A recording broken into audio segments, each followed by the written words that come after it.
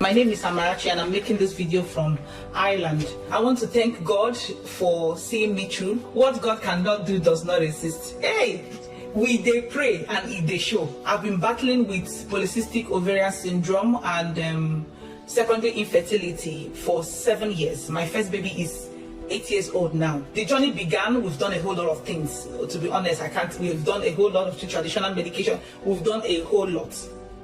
So in last year, 2023, there was a season when Pastor Jerry was always saying, you will not see the rain, you will not see the wind, but your valley will be filled with water. You may not see the wind, oh, you may not see the rain, oh, but your valley shall be full of water. And someone shared a testimony on this platform how she got pregnant even without ovulation. So I ran with those words. So I kept on praying and I kept on saying it to myself. I will not see the rain, I will not see the wind, but my womb will be filled with babies. I downloaded the picture of the baby that I wanted. The first or second week in November, I saw my period, so I was heartbroken. I know every woman will understand what I mean by when you are expecting something and you see that, oh my God, I was absolutely heartbroken. So I felt like, okay, since it didn't come, I just have to think of what do I do now? So before that time, I was supposed to go in for a procedure. They call it ovarian drill. They have to drill the ovaries, both ovaries, kind of take out the cysts in the ovary. So I have been postponing that procedure for like 1 year. So when that period came, I felt like maybe God wants me to go and do that surgery, you know. Then that was in November. Me and my husband, when I decided, okay, and I made up my mind that I want to go in for that procedure.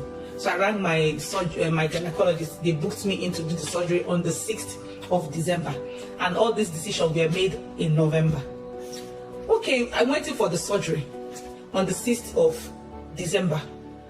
Everything went well. They did the ovarian drill. I came out of the surgery. It really was very good. So I took some time off from work just to recover. Then towards the ending of December, I was supposed to be getting better from the surgery. But instead of me to get better, I was getting sick. I was getting weaker. I was not feeling okay. Like, you know, I was getting worse than I was before I went in for the surgery. I became confused. Then my husband traveled home to Nigeria. So I was ringing him to say that I'm supposed to be getting better, but rather I'm getting sick. So he said I should cut down on, even though I've started to work, I should reduce my hours, just rest more and all that. Then in January 2024, on the 8th, if I'm not mistaken, and on the 9th, Pastor Jerry said, go and do that test. That baby has entered. Oh, you woman, the last princess you saw is the last you will ever see her. For your baby has already entered. Your baby has already entered. Your baby has already entered. I looked around the room and said, oh my God, is he actually talking to me? Can I possibly be pregnant? No, it's not possible. I can't be pregnant because I did a surgery on the 6th. My husband traveled out of the country. Then where would the pregnancy come from? I said, I beg, this is not for me, someone else. It was so strong in my spirit. Then I had one pregnancy strip in my house. I said, God, you know the devil that said, when you will now do this test and it's negative, you're alone in this house, so you will now start getting angry and, you know, depressed. Better forget this thing, it's not for you. But the urge to do that test was so much. Pastor Jerry, that was the hardest test of my life. I did that test. I opened one eye like this. I was just looking and I saw one line. Opened the other one. I said, hey, 2 lines. Oh my God. I screamed. That's as if that was not enough. I ran out of the house, went to the shop, to the pharmacy. I told him I want the best pregnancy strip. The woman was like, oh, are you okay? I said, you know, I sound weird, but just give it to me. She showed me all. I packed like 4 different. I did morning urine, afternoon urine, night urine. I was just testing and testing. My dear, all of them came out positive. I was so happy. So I was supposed to see my gynae on January 29th for a post-op review. January 29th, yeah, for a post-op review. Then my husband came back 27th of January. So together, both of us went. So I told him that I'm pregnant. He was like, really? That fast? So maybe the pregnancy will be like 1 or 2 weeks old. I said, okay, let's see. Pastor Jerry, he booked me for a scan. I went in to do a scan. That was where the catch is. Do you know that immediately they put the probe, we saw a full-grown baby with the head, the hand, the leg, like a full-grown baby. Not, I'm a nurse. I know what a baby of 1 week or 2 should look like. A full-grown baby. I told the sonologist, please, can you please measure that? How many months is this? She measured the baby. the baby was 3 months and 5 days. That's 12 weeks and 5 days. I was shocked. So the lady now asked me again, did you say you had a surgery on the 6th of December? I said yes, and I still have my scar. I have my scar in my stomach. It's there. Look at it. The 3 pinholes is there. She was like, yeah, I can see it, but how? Is it that nobody saw this happening? She was trying to query. I said, please, just check the baby. Is the baby okay? I don't want to make trouble. I'm not even in the mood to start taking this up. Please, just check the baby. She said, okay, because the surgery was done when the baby was still forming, so we have to do a close follow-up on you because we want to avoid it. We check out for any congenital abnormality because you had general anesthesia during the surgery. You took some antibiotics and all the whole medications, so we have to keep a close eye on you, blah, blah, blah, my dear. I said, okay, me and my husband couldn't even talk to ourselves until we got home. Like, we were shocked. 3 months. So if you now count back from the time I did that scan, that pregnancy took place in the month of November. And I went in to do that surgery in December 6th. So where the baby was, I don't know. Where it was hiding, because my ovary was touched, the fallopian tube was touched, the womb was also touched. And at the end of the surgery, I bled for complete 5 days. So where was this baby? The 20th week of the pregnancy, she scanned for 45 minutes, organ by organ, bone to bone. She was scanning, taking her time. At the end of the day, she told me, congratulations. Oh my God, I was so happy. The pregnancy progressed.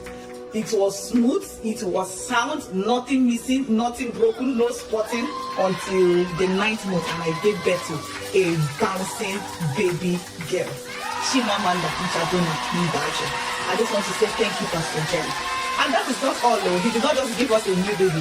He gave us a new baby and a new house. We also moved into our new home in Ireland. Pastor, the oil on your head it will not run dry. For we thank you very much for relentlessly coming out every morning to encourage us to pray. For we did pray in this altar and it will show. Somebody celebrate our God.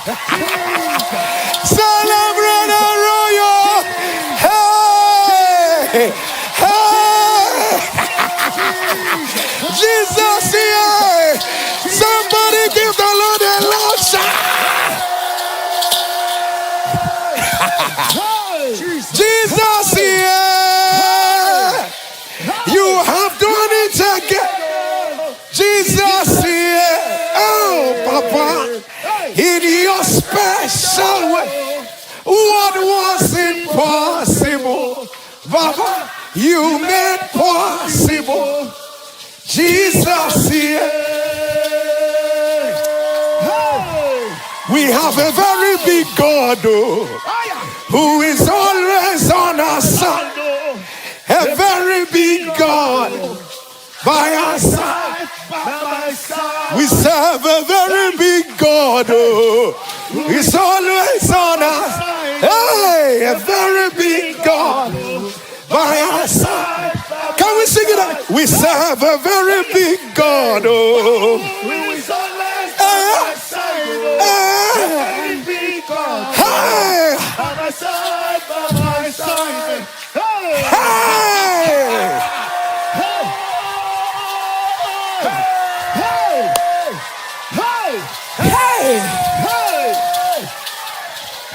NSPPDs, at this point, we can close NSPPD. It can't even get more ridiculous.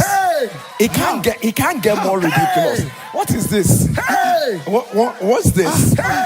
What are we doing here? What is this?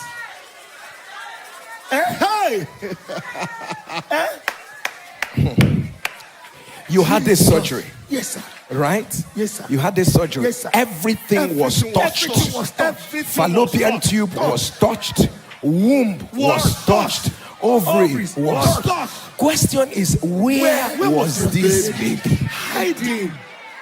You bled 5 days. You bled 5 days. 5 days after the This is for someone who is already having secondary infertility. Like you have this, you have issues for not conceiving.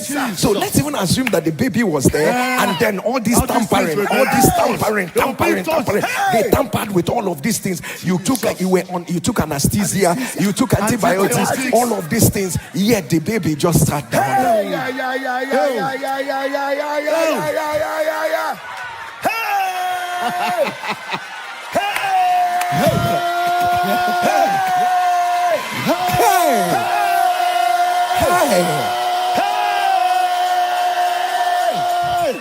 You know, Ineme, Kamadu Nile Twage.